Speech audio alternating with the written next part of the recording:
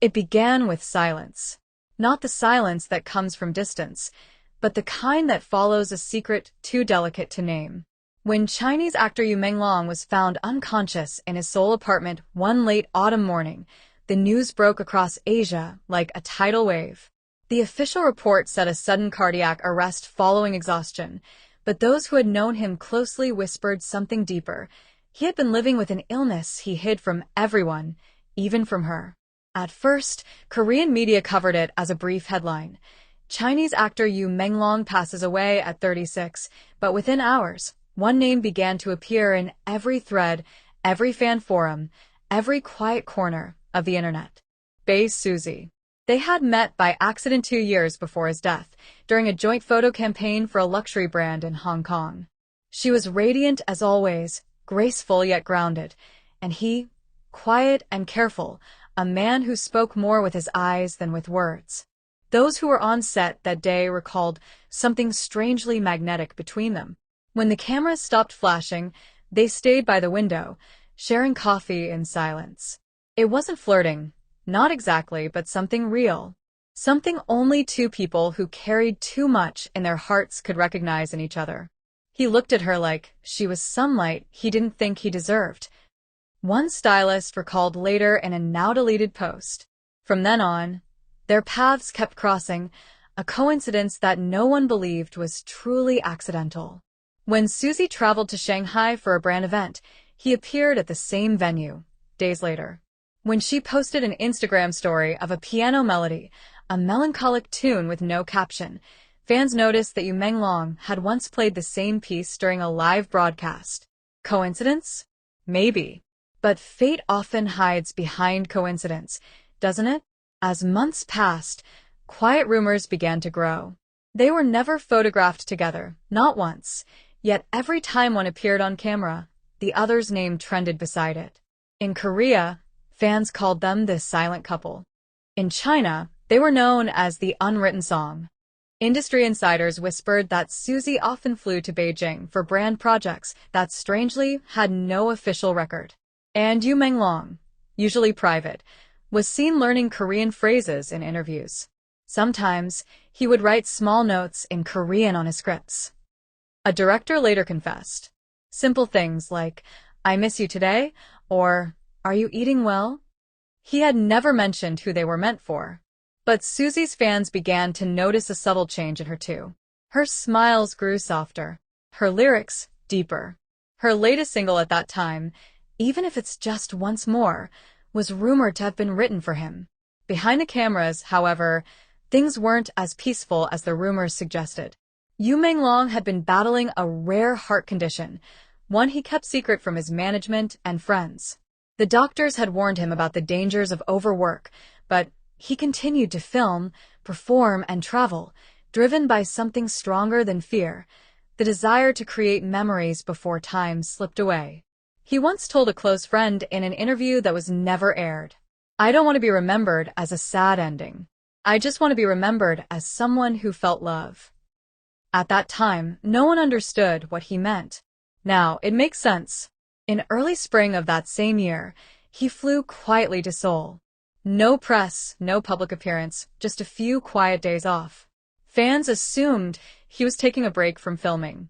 But those close to the industry said Suzy had just finished shooting a commercial, and the hotel where she stayed had an unregistered guest who checked in under a different name.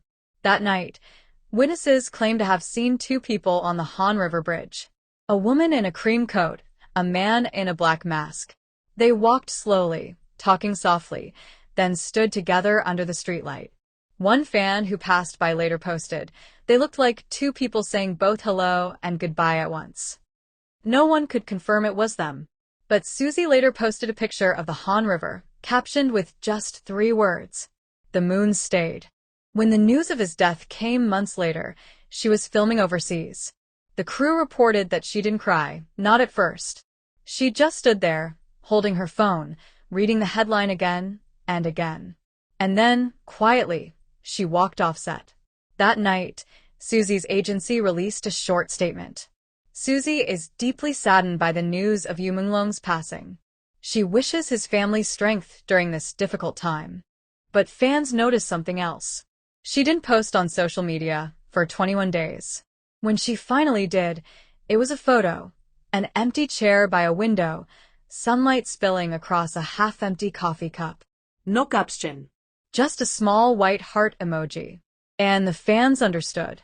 They say the most painful love is the one that never gets to call itself real. For Suzy and Menglong, that love was hidden in glances, in music, in unspoken promises left between oceans.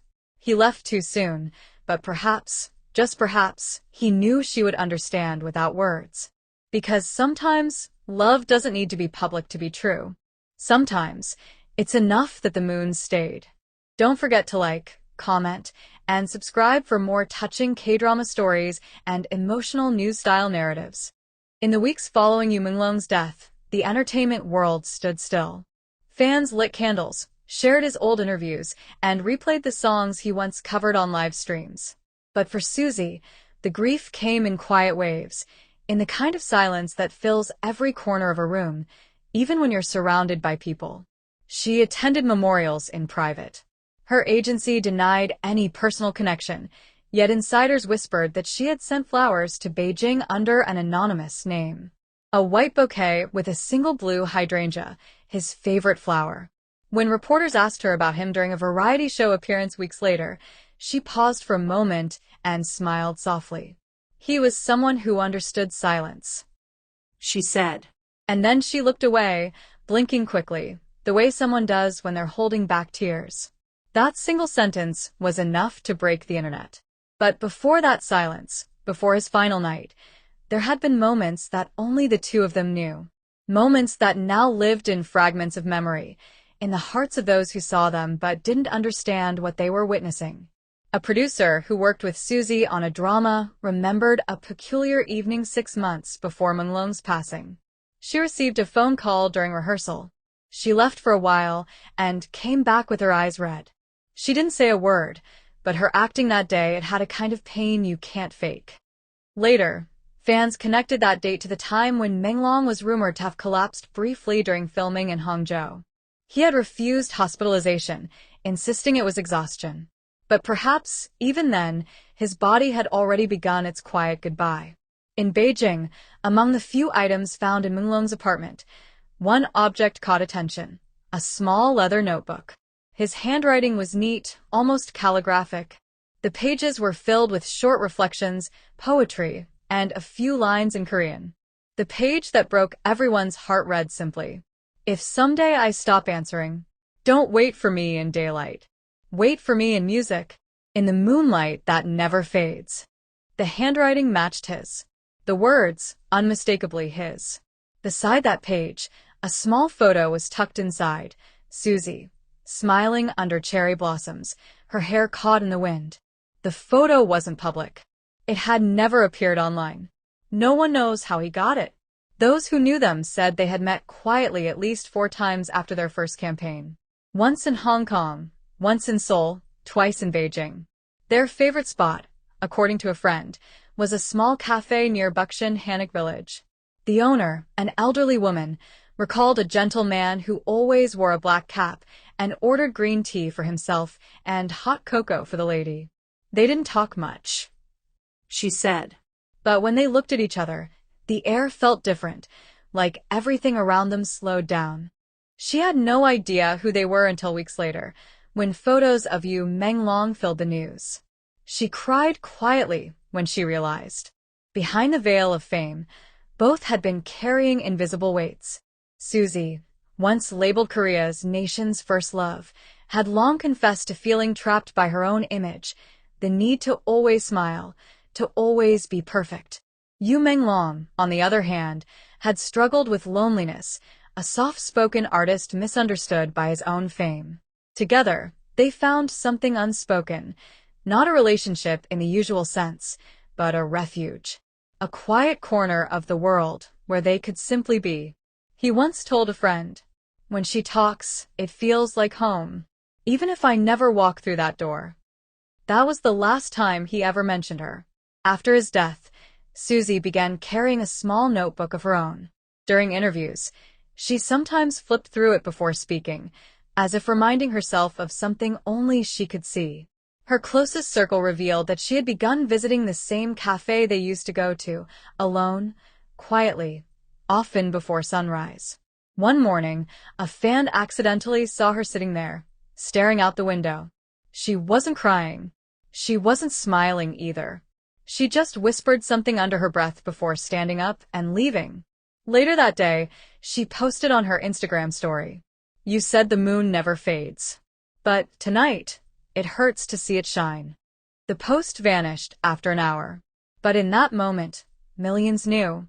This wasn't a rumor anymore. It was love. Quiet, unspoken, and tragically real. Her management tried to shield her from the headlines. Yet, she insisted on attending the Beijing memorial months later, not publicly, not as a celebrity, but as a person saying goodbye. She arrived in a plain white coat, her face hidden under a hat. Only a few fans noticed her, and none took photos. One of the staff members recalled. She stood by his portrait for a long time, then placed a single origami moon beside the flowers. Before she left, she whispered something. I couldn't hear the words, but her lips moved like she was saying, "I'm sorry." No one ever confirmed her presence. But that night, on the Chinese fan forum dedicated to Menglong, a new anonymous post appeared with a line written in Korean. "You told me to remember you, in Moonlight. I will." That message was never traced. But fans believed it came from her. Don't forget to like, comment, and subscribe for more touching K-drama stories and emotional news-style narratives.